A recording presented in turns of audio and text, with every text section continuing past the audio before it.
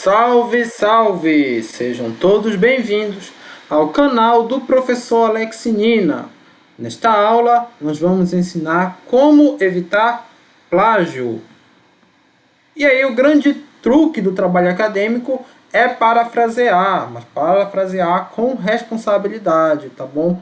Geralmente, para você que estiver no início do trabalho acadêmico, é muito difícil você escrever sem ter tanto conhecimento teórico. Então, você vai escolher alguns trabalhos chaves, que eu chamo de trabalho esqueleto, e começar a alterar as palavras dos autores. Na prática, é isso que acontece. Claro que quando você evolui academicamente, esse hábito ele vai ficando cada vez menos comum, porque você vai ter já embasamento teórico.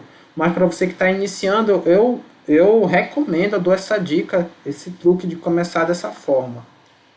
Então, eu falei em aula anterior, ou em vídeo anterior aqui no canal, se você está chegando agora, que a gente inicia o trabalho acadêmico pela metodologia. É outro truque que eu dei em vídeo anterior. Você tem que escolher um trabalho esqueleto e a partir dele começar a construir seu trabalho. Você escolhe pela metodologia. Então a primeira etapa é a escrita da metodologia.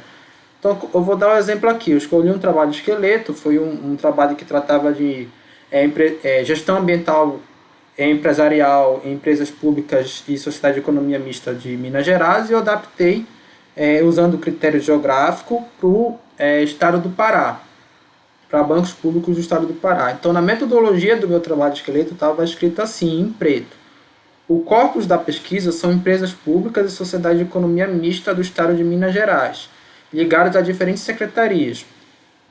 Foram selecionadas 6 organizações, ele deu um quadro, 3 empresas públicas e 3 sociedades de economia mista, que tiveram mais conteúdo disponibilizado na dimensão ambiental. Então, ele olhou a questão do conteúdo, selecionou lá as empresas, e eu adaptei aqui para a minha metodologia. Olha, a pesquisa foi realizada em bancos públicos do estado do Pará, então eu dei uma limitação delimitação maior do que eu dei. Olha, aqui é empresa de forma genérica. Aí ele falou que foram 3 empresas públicas e 3 sociedades de economia mista. Eu já defini aqui os 2 bancos que eu estudei, foram só 2. E também que disponibilizaram inúmeros conteúdos de iniciativa de gestão ambiental. Eles disponibilizaram os dados. Eu peguei a ideia básica e adaptei. É isso que é você parafrasear com responsabilidade. Tá bom? Assim, você fez lá a sua metodologia baseada no trabalho esqueleto. O próximo passo é você escrever a introdução. Mas não é o final da introdução, é sim um esboço dele. A introdução ela vai lhe guiar, mas não precisa você já ter um texto definido para a introdução. Basta você ter um esboço com os elementos básicos de uma introdução. Eu vou passar primeiro aqui para esses elementos básicos, tá bom? Então você tem que ter a apresentação, toda a introdução ela tem que ter esses elementos aqui. Ó. A apresentação do tema, então você vai descrever o tema ou os temas. Então você vai dar um conceito. Eu já estou dando o exemplo aqui para a questão de desastres naturais, como se eu fosse escrever um trabalho sobre desastres naturais. Então eu vou conceituar o que é desastre natural, fenômeno de origem natural que atinge populações humanas. Vou dar um conceito baseado em algum autor, uma justificativa. Por que estudar esse tema é importante? Eu vou até botar em negrito aqui para ficar melhor. Então, exemplo, tem que ver qual a importância social ou econômica desse tema. Aqui no exemplo nos últimos anos vem aumentando a frequência e intensidade dos desastres naturais na região que eu quero estudar, por exemplo, na Amazônia. Então, eu gosto muito dessa justificativa, pegar uma tendência histórica do problema, do tema que você quer estudar, tá? Melhor do tema. Porque o problema de pesquisa já é outra coisa. Ele sempre, aqui eu vou até grifar, o problema de pesquisa, pessoal, sempre é uma pergunta. Eu já vi pessoas se confundindo com isso aqui, inclusive pesquisadores com doutorado, mestrado, dizendo que não, mas o problema de pesquisa sempre tem que ser uma pergunta, e é a pergunta norteadora, a pergunta principal do teu projeto de pesquisa. No exemplo aqui, como os desastres naturais impactam a pobreza na Amazônia. Então, eu posso definir esse problema de pesquisa, ele vai nortear. Eu gosto de um raciocínio do Criswell, que é o seguinte: o problema de pesquisa existe quando você define uma metodologia qualitativa. E você começa um problema de pesquisa qualitativo com a palavra como.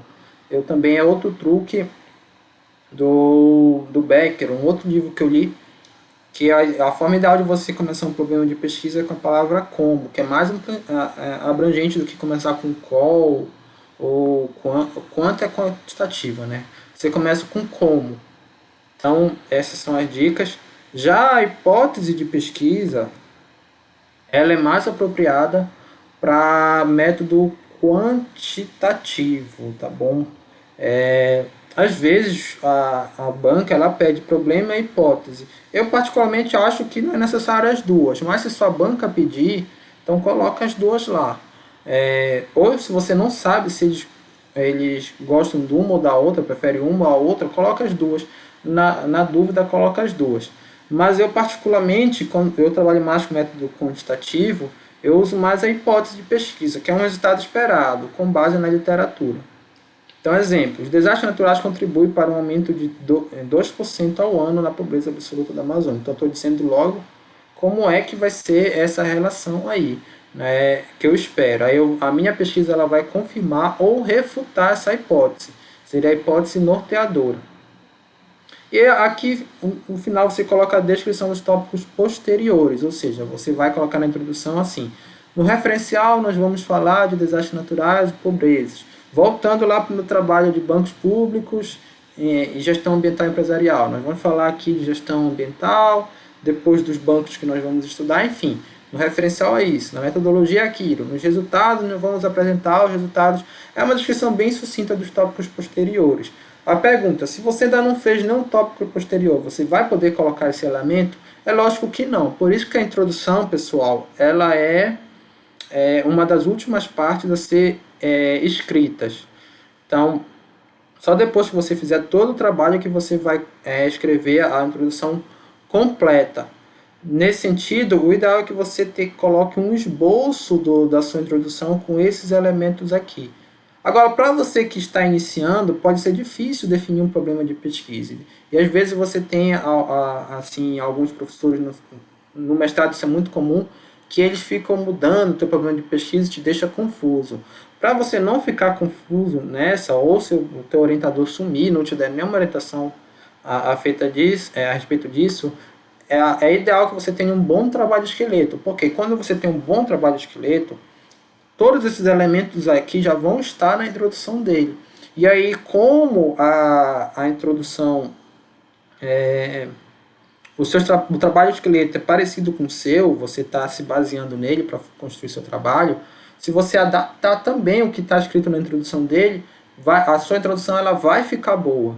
Então, a estratégia é a mesma que a gente falou da metodologia, parafrasear com responsabilidade. Para o esboço da introdução, isso geralmente já é suficiente para que você pule essa segunda etapa. Então, voltando lá para o trabalho que eu tinha falado inicialmente. Então, você tem aqui, olha, em preto, ele escreveu assim: a preocupação com o meio ambiente tem se destacado cada vez mais, tanto em âmbito nacional quanto em dimensão internacional, devido aos problemas causados pela interferência do homem.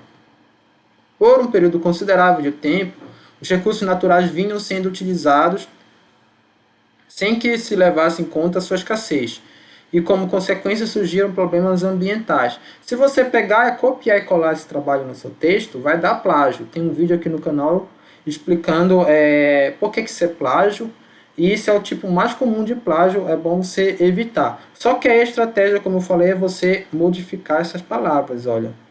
Então, a preocupação com o meio ambiente vem se destacando cada vez mais.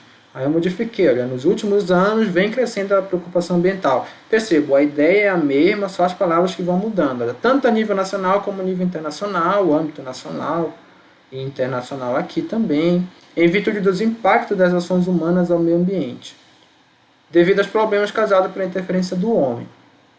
Por um período considerável de tempo, os recursos naturais vinham sendo utilizados sem que levassem em conta sua escassez.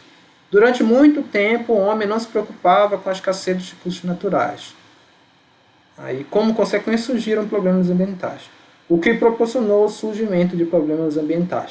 Depois que eu escrevi tudo isso aqui, com minhas palavras, eu não posso deixar de referenciar, de citar, o trabalho que eu me baseei, que é o Silva e Mendes, 2017. Eu tenho que colocar aqui como forma de citação indireta, tá bom? Seria direto se eu colocasse as mesmas palavras do autor, mas é bom vocês evitarem isso, porque se você começa a colocar as mesmas palavras do autor, mesmo que seja uma citação direta, isso a banca costuma não gostar. Então é bom você usar suas próprias palavras. Então, você pode começar e deve começar citando os autores do seu próprio esqueleto. Com o tempo, isso é mais importante, tá? Você vai acumular leituras e encontrar outros autores que tratam melhor da ideia exposta.